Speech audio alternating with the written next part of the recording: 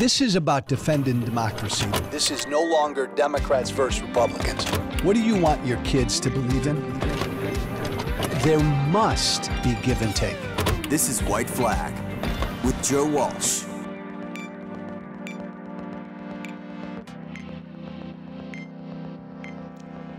Somebody tell me what purpose the United Nations has. What is the purpose of the United Nations? Could somebody tell me what their importance is? Like, why do we have a United Nations? What do they do? What's constructive? Do you know that the United Nations does not recognize Hamas as a terrorist organization? They never have. And still, since October 7th, the United Nations refuses to recognize Hamas as a terrorist organization. Not just Hamas, Hezbollah, a number of other terrorist organizations. The United Nations has never, ever recognized. Could you tell me what purpose an organization serves if it is unable to recognize terrorists as terrorists?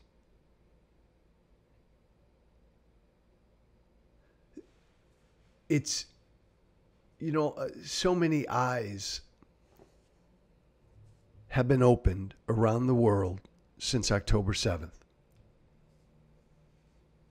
Sadly, once again, to the problem, the existential problem that's always been in our midst of anti-Semitism.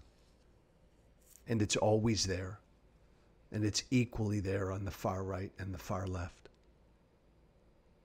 But so many people have had their eyes open since October 7th. I suppose because they never understood or recognized or realized or were just ignorant of the anti-Semitism all over the world. And we've seen it play out in America and Europe and all over the world. Acts of anti-Semitism up. Violent attacks against Jews up. Isn't that something when you think about it? Israel was attacked on October 7th. Jews were attacked and killed and brutalized and raped and tortured and burned to death and kidnapped. Jews were, Israelis were. And yet since October 7th, there's been a huge rise in anti-Semitism all over the world. Israel was attacked. The United Nations has always had a history of anti-Semitism.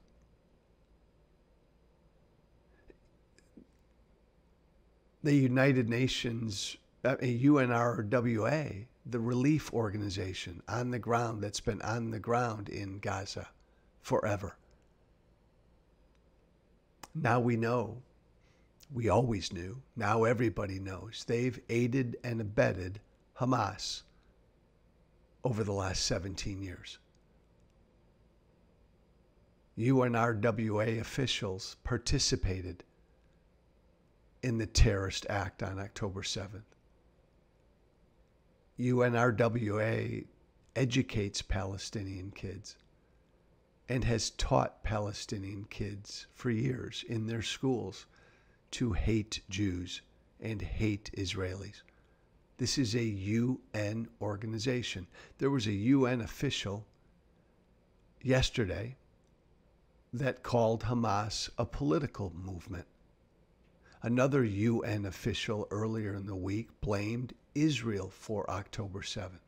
It took the head of the UN months before he recognized that Hamas terrorists raped and sexually abused Israeli women.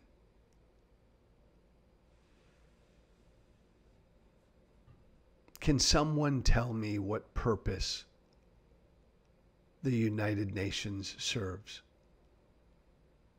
It is an anti-Semitic organization. It's an organization that's never liked or accepted the state of Israel. It's an organization that gives a huge microphone to anti-Israel countries. I mean, hell, it's an organization that puts China and Iran on their Human Rights Council. Hello, excuse me.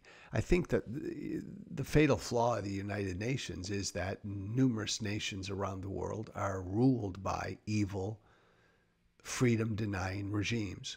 And yet the United Nations gives these countries, gives these ruling regimes a platform. Now, in my world, the UNRWA, right, is gone. It's done for, and let's hope that the suspension of funding for the UNRWA from America and a number of other countries leads to its folding up its tent. But then we've got to look at the UN itself. And I remember when I was in Congress, this was a pet peeve of mine. Why the hell are we funding the United Nations? What purpose does the United Nations serve? The United Nations despises the state of Israel. And I think since October 7th now again, this issue needs to be raised again. The question needs to be asked. Why do they exist? Why does the United States house the United Nations? Why do we fund the United Nations? What purpose do they serve? They give voice to evil governments. They give voice to anti-Semitic governments. They have over and over and over and over. The United Nations has a history of being harder on the state of Israel than they are on Islamic terror organizations. Just think about that. What purpose does the United Nations serve? I can't think of any. I'm Joe Walsh. Have a good weekend. Joe Walsh, white flag @gmail.com. Joe Walsh, white flag @gmail.com. That's all one word. Thanks for listening. Be brave. Thank you for listening. Remember to listen, share, and follow White Flag with Joe Walsh on Apple Podcasts, Spotify, and everywhere great podcasts are found. And be sure to leave a 5-star review. This has been White Flag with Joe Walsh.